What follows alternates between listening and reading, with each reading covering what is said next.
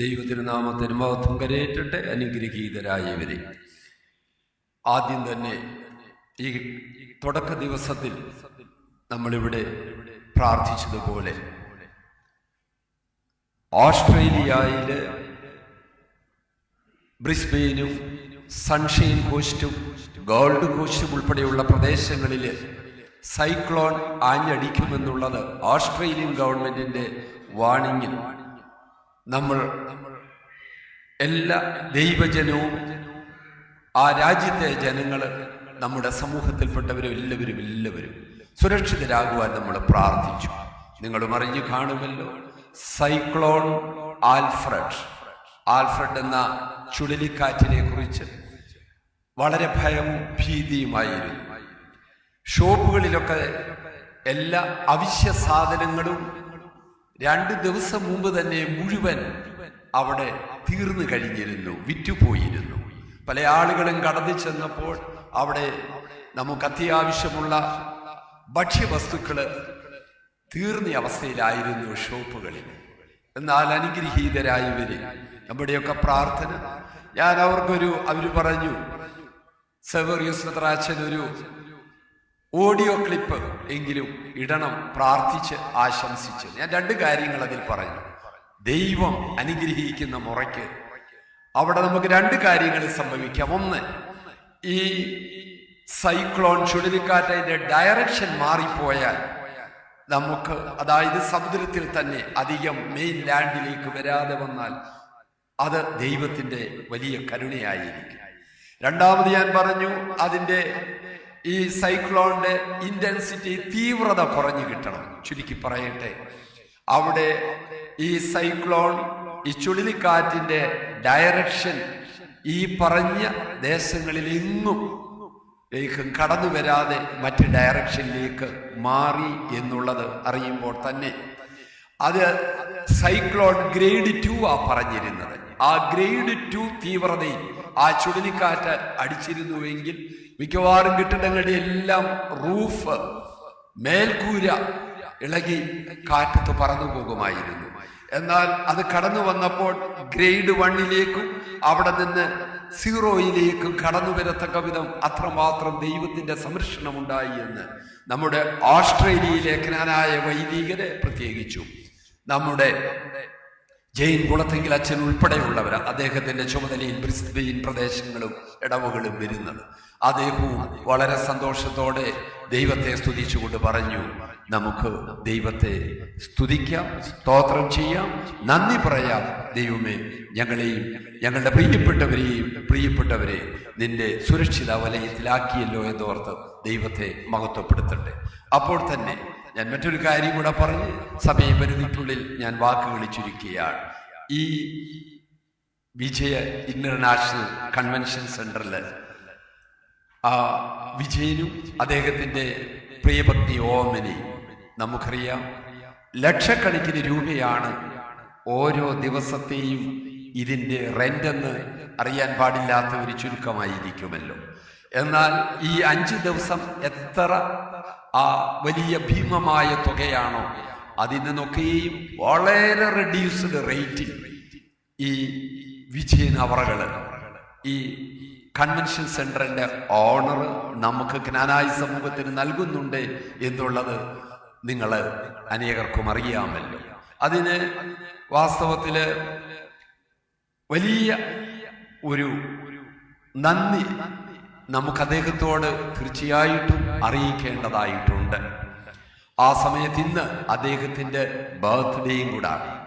അപ്പോൾ ആ ഒരു സന്തോഷം ജ്ഞാനായ സമുദായത്തെ പ്രതിനിധീകരിച്ച് എത്രയും നമുക്ക് സേവ് ചെയ്യാമോ അത്രയും സാധാരണക്കാരായ മനുഷ്യർക്കത് കൈത്താങ്ങലാകുമല്ലോ എന്ന് വിചാരിച്ച് ദൈവജനത്തെ ആ നന്മയെ ഓർത്ത് ഞാൻ അദ്ദേഹത്തിന് many happy returns of the day എന്ന് പറഞ്ഞ് അദ്ദേഹത്തിന് ആശംസകൾ അർപ്പിച്ചപ്പോൾ, ഇത് ലൈവ് സ്ട്രീമിംഗ് ആയതുകൊണ്ട് അദ്ദേഹവും ഇത് കണ്ടുകൊണ്ടിരിക്കുകയാണ് വിദേശ രാജ്യത്തിരുന്നു കൊണ്ട്. അപ്പോൾ അദ്ദേഹം പറഞ്ഞൊരു വാക്ക് എൻ്റെ ബർത്ത്ഡേ ഞാൻ വലിയ ആഘോഷങ്ങളൊന്നുമില്ല സെവേറിയോസ് തിരുമേനി, ഞാൻ ഇന്ന് മുഴുവനായി മെഡിറ്റേഷനിലാണ് എന്ന് പറഞ്ഞത് കേട്ടപ്പോൾ എനിക്ക് വലിയ സന്തോഷം തോന്നി. അങ്ങനെയുള്ള ഒരു മനസ്സിൻ്റെ ഉടമയാണ് അദ്ദേഹം.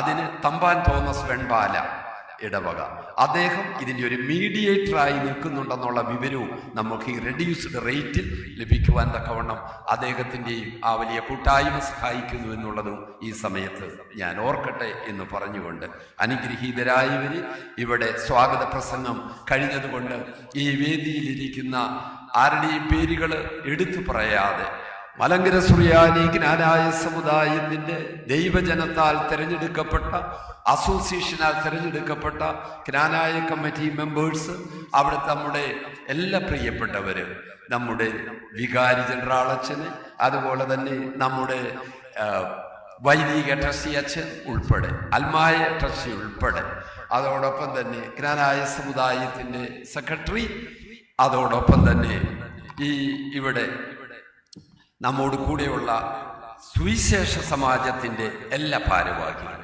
എല്ലാവരുടെയും പേര് പറയാത്തത് നമ്മുടെ പ്രിയപ്പെട്ട ഗീവർഗീസ് അച്ഛൻ്റെ വാക്കുകൾക്കായിട്ട് കാതോർക്കുന്നത് കൊണ്ടാണ്. അതുകൊണ്ട് അദ്ദേഹം മാർത്തോമാ മെത്രാപ്പൊലീത്തയുടെ തിയഡോഷ്യസ് മെത്രാപ്പൊലീത്ത മാർത്തോമാ സഭയുടെ പരമാധ്യക്ഷൻ, അദ്ദേഹത്തിൻ്റെ സെക്രട്ടറി ആയിട്ട് സേവനമനുഷ്ഠിക്കുന്നു. ഞാൻ മനസ്സിലാക്കുന്നതനുസരിച്ച് 5 വർഷമായിട്ട് അദ്ദേഹം ആ മാർത്തോമാ സഭയുടെ പരമാധ്യക്ഷന്റെ സെക്രട്ടറിയായി സേവനമനുഷ്ഠിക്കുന്നു. ആ വലിയ റോൾ അപ്പോൾ നമുക്ക് മനസ്സിലാകും. പ്രിയപ്പെട്ട ഗീവർഗീസ് അച്ഛന് ഞങ്ങളുടെ മധ്യത്തിലേക്ക് കടന്നു വന്ന് വചനം പ്രഘോഷിക്കുവാൻ തക്കവണ്ണം കാണിച്ച ആ നല്ല മനസ്സിനെ ഞങ്ങൾ ജ്ഞാനായ സമൂഹം സന്തോഷത്തോടെ നോക്കിക്കാണുകയും ഒരിക്കൽ കൂടെ എല്ലാ സ്വാഗതവും ആശംസിക്കുകയും ചെയ്യട്ടെ. അനുഗ്രഹീതരായവരെ, ഞാൻ നിങ്ങളുടെ സ്നേഹത്തോട് ഈ കുറഞ്ഞ സമയത്തിൽ പറയുവാൻ ആഗ്രഹിക്കുന്നത്, ഈ സമാപന കൺക്ലൂഡിങ് മെസ്സേജായി ഞാൻ പറയട്ടെ. ഈ വചനം കേൾക്കുവാനായിട്ട് എത്ര തീക്ഷ്ണതയോടുകൂടിയാണ് നമ്മുടെ ആളുകൾ കടന്നു വന്നിരിക്കുന്നത്. എന്താണ് ഈ വചനത്തിന് വേണ്ടിയുള്ള ആത്മദാഹം എന്ന് ചോദിച്ചാൽ, ഇത് ഇന്നലെയോ കഴിഞ്ഞ ദിവസങ്ങളിലോ കഴിഞ്ഞ വർഷങ്ങളിലോ തുടങ്ങിയതല്ല. നൂറ്റാണ്ടുകൾക്ക് മുമ്പ് തന്നെ തിരുവചനം പറയുന്നത് ശ്രദ്ധിക്കുക. മഹത്വമുള്ളവനായ യെശയ്യാവ് പറയുന്നു, പ്രവചനം 55:3 പറയുന്നു, എൻ്റെ അടുക്കൽ വന്ന് എൻ്റെ വചനം കേൾക്കുകയും. യെശയ്യാവ് പ്രവചനം 55:3, എൻ്റെ അടുക്കൽ വന്ന് എൻ്റെ വചനം കേൾക്കുകയും. എന്തിനാണെന്നല്ലേ? നിങ്ങൾ ജീവിക്കും, നിങ്ങൾ ജീവിക്കും. മലങ്കര സുറിയാനി ജ്ഞാനായ സമുദായത്തിൽ എൻ്റെ വാത്സല്യ മക്കളെ, നമ്മുടെ വൈദിക ശ്രേഷ്ഠ സിസ്റ്റേഴ്സ് എല്ലാവരെയും നിങ്ങൾ അറിയുന്നുവല്ലോ. അവർ പലരും നമ്മുടെ പല ഭക്തസംഘടനകളുടെ ഒക്കെ വലിയ ചാർജ് വഹിക്കുന്നവർ, ഉത്തരവാദിത്വം. ജ്ഞാനായ കമ്മിറ്റിക്കാരിതാ നിരന്നിരിക്കുകയാണ് നമ്മുടെ സദസ്സിലിരിക്കുന്നത്. വൈദിക ശ്രേഷ്ഠരുടെ നീണ്ട നിരയാണ് നമ്മളിവിടെ കാണുന്നത്. അനേകം വൈദികര് ഡിസ്റ്റന്റ് പ്ലേസസിലായതുകൊണ്ട് അവർക്ക് എത്തുവാൻ കഴിഞ്ഞിട്ടില്ല എന്നുള്ളതും നമ്മൾ അറിയുന്നുവല്ലോ. ഞാൻ പറഞ്ഞത്, നമ്മൾ ജീവിക്കാൻ വേണ്ടി, അതെ, അതിനുവേണ്ടി ഈ വചനം കേൾക്കുന്നത്. ഇത് സെവേറിയോസ് മെത്രാച്ചൻ പറയുന്നതല്ല, ഇത് തിരുവചനമാ പറയുന്നത്. അപ്പോൾ നമ്മൾക്ക് തോന്നും, ഞാനും നിങ്ങളും നമ്മളെല്ലാം ജീവന്റെ അവസ്ഥയിൽ തന്നെയല്ലേ? അപ്പോൾ ആ ജീവൻ എന്താണ്? അതെ, അതാണ് തീർച്ചയായിട്ടും ദൈവവുമായിട്ടുള്ള ബന്ധത്തിലുള്ള ആത്മീയ ജീവൻ, യഥാർത്ഥ ദൈവീക ജീവൻ. ആ ജീവന്റെ തുടിപ്പിന് ഈ വചനം കേട്ടേ മതിയാകുള്ളൂ എന്ന് അറിയാൻ പാടില്ലാത്ത ജ്ഞാനായക്കാരില്ല എന്ന് നമുക്കെല്ലാവർക്കും അറിയാം. അതുകൊണ്ടാണ് നിങ്ങൾ നൂറുകണക്കിന് നിങ്ങൾ നമ്മുടെ ദൈവജനം ഈ കൺവെൻഷൻ സെന്ററിലേക്ക് കടന്നു വന്നെന്നുള്ളതോർത്ത് ദൈവത്തെ മഹത്വപ്പെടുത്തുമ്പോൾ തന്നെ സങ്കീർത്തനം ഭാഗം 119:93 പറയുന്നത് പോലെ, അങ്ങയുടെ വചനങ്ങളെ ഞാൻ ഒരിക്കലും മറക്കുകയും. ഇന്ന് ഈ അച്ഛൻ പറയുവാൻ പോകുന്നതായ വാക്യങ്ങൾ, ഇതിനു മുമ്പ് കഴിഞ്ഞ 4 ദിവസവും നമ്മൾ കേട്ട വാക്യങ്ങൾ, അതിനെക്കുറിച്ച് സങ്കീർത്തനക്കാരൻ പറയുന്നു 119:93, അങ്ങയുടെ വചനം ഞാൻ ഒരിക്കലും മറക്കുകയില്ല. അവ വഴിയാണ് അവിടുന്ന് എനിക്ക് ജീവൻ നൽകിയത്. നോക്കുക, വചനത്തിന്റെ മാസ്മരികത, ആത്മീയ മാസ്മരികതയാണത്. അവ വഴിയാണ് എനിക്ക് ജീവൻ നൽകിയതെന്ന സങ്കീർത്തനക്കാരൻ പറയുകയാണ്. അപ്പോൾ ഇതെല്ലാം ഭൗതിക ജീവനല്ല, ശാരീരിക ജീവനല്ല എന്നുള്ളത് ഇറ്റ് ഈസ് വെരി ക്ലിയർ. അവിടെയാണ് ദൈവിക സത്യവുമായി മനുഷ്യന്റെ ആത്മാവ് ബന്ധപ്പെടേണ്ടതിന്റെ ആവശ്യകതയെ കുറിച്ച് ദൈവത്തിന്റെ ജനമേ, പ്രിയകനായ മക്കളെ, അത് നൂറ്റാണ്ടുകൾക്ക് മുമ്പ് തന്നെ പഴയ നിയമ പുസ്തകങ്ങളിൽ കൂടെ നാം അറിയുമ്പോൾ തന്നെ നമ്മൾ പുതിയ നിയമത്തിലും ഒന്ന് പരിശോധിക്കുക. യോഹന്നാൻ 5 വിശുദ്ധ യോഹന്നാന്റെ സുവിശേഷം 5:24 പറയുന്നു. പഴയ നിയമത്തിൽ മാത്രമല്ല, പുതിയ നിയമം നോക്കുക. എന്റെ വചനം കേൾക്കുകയും എന്നെ അയച്ചവനെ വിശ്വസിക്കുകയും ചെയ്യുന്നവന് നിത്യജീവനുണ്ട്. എന്റെ വചനം കേൾക്കുക. ആ വചനം കേൾക്കാനാ ദൈവജനം ഇവിടേക്ക് കടന്നു വന്നിരിക്കുന്നത്. വീണ്ടും വിശുദ്ധ യോഹന്നാൻ 6:63 പറയുന്നു, ഞാൻ നിങ്ങളോട് പറഞ്ഞ വചനം അത് ആത്മാവും ജീവനുമാണ്. യോഹന്നാന്റെ സുവിശേഷം പറയുന്നു, ഞാൻ നിങ്ങളോട് പറഞ്ഞ വചനം എന്ന് പറയുന്നത് ആത്മാവും ജീവനുമാണെന്നാണ്. അതാണ് ഈ വചനത്തിന് വേണ്ടി നമ്മൾ ദാഹിക്കാൻ കാരണം അത് ജീവന്റെ വചനങ്ങൾ, ജീവന്റെ തുടിപ്പാണ്. ഇങ്ങനെ എത്രയോ വാക്യങ്ങൾ, ആ ഭാഗമെല്ലാം വിട്ട് 3-4 മിനിറ്റ് കൊണ്ട് എൻ്റെ വാക്കുകൾ ഞാൻ ചുരുക്കി പറയട്ടെ. അനുഗ്രഹീതരായവരെ, നമുക്ക് ഇങ്ങനെ വചനം ഉണ്ടെങ്കിലും ഒരു സംഗതി നമ്മുടെ സ്വാതന്ത്ര്യത്തിന് വിട്ടിരിക്കുന്നു. ആ സ്വാതന്ത്ര്യം എങ്ങനെ ഉപയോഗിക്കണമെന്നാണ് നമ്മളിവിടെ കേൾക്കുന്നത്. നമ്മുടെ സൺഡേ സ്കൂൾ അധ്യാപകരും സുവിശേഷകരും ഉപരി വൈദിക ശ്രേഷ്ഠരും എല്ലാ സുവിശേഷകരും എന്തിന് നമ്മുടെ മാതാപിതാക്കളും നമ്മളോട് പറഞ്ഞതിന്റെ കാരണം ആവർത്തന പുസ്തകം 30:19 മുതലുള്ള വാക്യങ്ങൾ നമ്മൾ പരിശോധിക്കുമ്പോൾ, ആവർത്തനം 30:19 ഈ വചന കേൾവിയിൽ ഒരു അറിയാനുള്ള വേറൊരു മർമ്മം എന്ന് പറയുന്നത് അത് മറ്റൊന്നുമല്ല, ജീവനും. മുമ്പേ ഞാൻ പറഞ്ഞത് ജീവനെ കുറിച്ച് മാത്രമാണ്. ജീവനും മരണവും അനുഗ്രഹവും ശാപവും ഞാൻ നിങ്ങളുടെ മുമ്പിൽ വെച്ചിരിക്കുന്നു. നോക്കുക, ഒരേ സമയത്ത് ജീവനും മരണവും അനുഗ്രഹവും ശാപവും നിങ്ങളുടെ മുമ്പിൽ ഞാൻ വെച്ചിരിക്കുന്നു.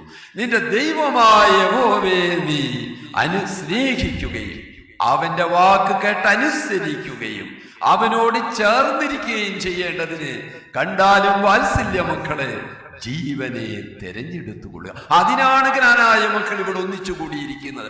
അനുഗ്രഹവും ശാപവും ഈ ലോകത്തുണ്ടെന്ന് നമ്മൾ ഓർക്കുക. ജീവനും മരണവുമുണ്ട്. ജീവനും അനുഗ്രഹവും പ്രാപിക്കുവാനാ നമ്മൾ ഇന്ന് ഈ വചന കൂടാരത്തിൽ കൺവെൻഷൻ സെന്ററിൽ എത്തിയിരിക്കുന്നുള്ള യാഥാർത്ഥ്യം നമ്മൾ ഒരിക്കലും മറക്കരുത്. അപ്പോൾ ആവർത്തന പുസ്തകം കൊണ്ട് ഒതുങ്ങുന്നില്ല ദൈവത്തിന്റെ ജനമേ. മഹത്വമുള്ളവനായ യെരമ്യാവ് പറയുന്നത് ശ്രദ്ധിക്കുക. പ്രവാചകൻ 21:8 ഇതാ ഞാൻ ജീവന്റെ വഴിയും മരണത്തിന്റെ വഴിയും നിങ്ങളുടെ മുമ്പിൽ വെക്കുന്നു.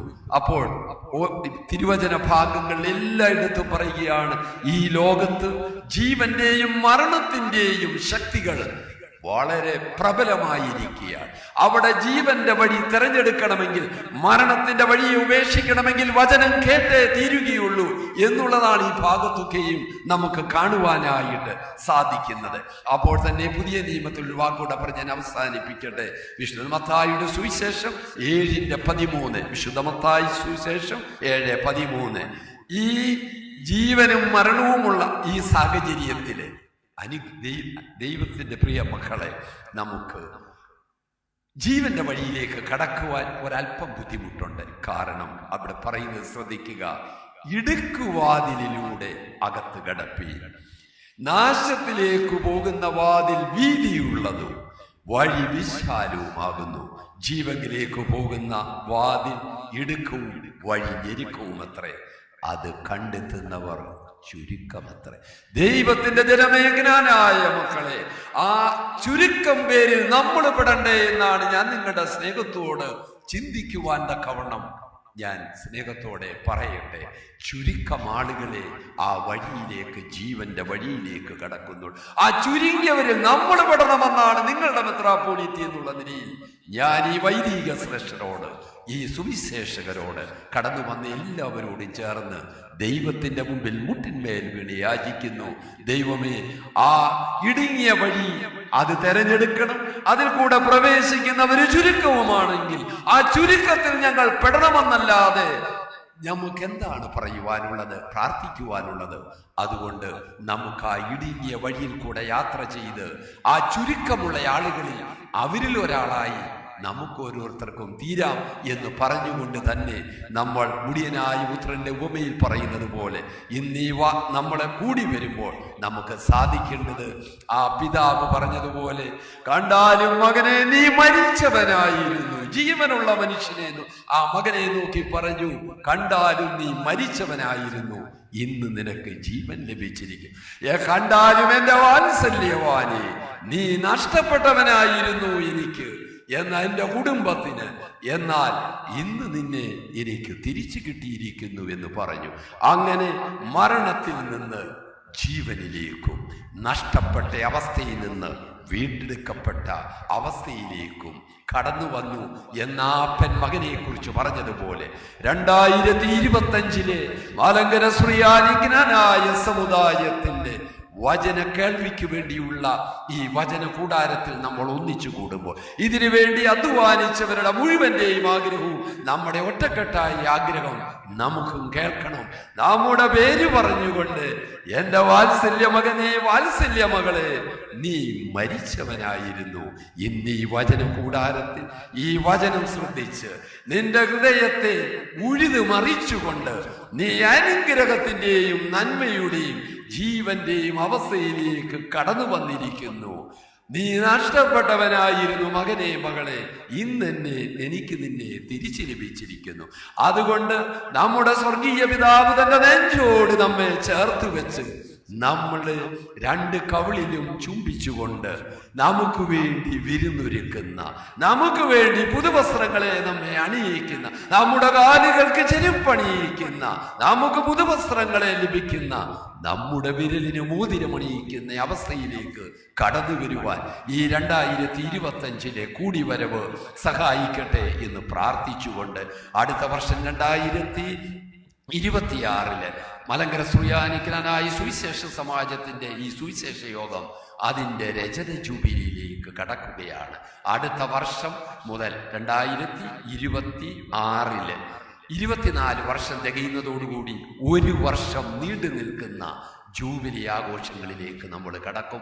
അതാഘോഷമല്ല ദൈവത്തിന്റെ ജനമേ, പാവപ്പെട്ട മനുഷ്യരുടെ അവരുടെ കണ്ണുനീരൊപ്പുവാനായിട്ട്, അവരുടെ ഹൃദയത്തിന്റെ വേദന നമ്മുടെ വേദനയായി നമ്മൾ ഏറ്റെടുക്കുവാൻ തക്കവണ്ണം മലങ്കര സുറിയാനി ജ്ഞാനായ സമുദായം ഒറ്റക്കെട്ടായി നമുക്ക് മുന്നോട്ട് പോകാമെന്ന് പ്രാർത്ഥിച്ച് ആശംസിച്ചുകൊണ്ട് കടന്നു വന്ന എല്ലാ വൈദിക ശ്രേഷ്ഠരെയും ഒത്തിരി സന്തോഷം. വൈദിക ശ്രേഷ്ഠർ ഇങ്ങനെ നിരന്നിരിക്കുമ്പോൾ ഒപ്പം തന്നെ ജ്ഞാനായ കമ്മിറ്റിക്കാരുൾപ്പെടെ എല്ലാ സുവിശേഷകരെ, സുവിശേഷ സമാജത്തിന്റെ ഭാരവാഹികള്, അവരുടെ ആരുടെയും പേര് പറയുന്നില്ല, പറഞ്ഞു കഴിഞ്ഞു, സ്വാഗതം ആശംസിച്ചു. എല്ലാ വോളണ്ടിയേഴ്സ് എല്ലാവരെയും ഓർത്ത് നമുക്ക് ദൈവത്തെ മഹത്വപ്പെടുത്താം. ജ്ഞാനായ കമ്മിറ്റിയിലെ മിക്കവാറും എല്ലാ മെമ്പേഴ്സും ഇവിടെയുണ്ട്. കടന്നു വന്ന ദൈവജനത്തെയും ഓരോരുത്തർക്കായും കുടുംബങ്ങൾക്കായും പ്രാർത്ഥിച്ചുകൊണ്ട് നമ്മുടെ സമയം ക്രമീകരിച്ച് ഇന്ന് പ്രിയപ്പെട്ട ഗീവർഗീസ് അച്ഛനെ ഏറ്റവും സന്തോഷത്തോടെ സ്വാഗതം ചെയ്തുകൊണ്ട് എൻ്റെ വാക്കുകളെ ചുരുക്കുന്നു. ദൈവം അനുഗ്രഹിക്കും.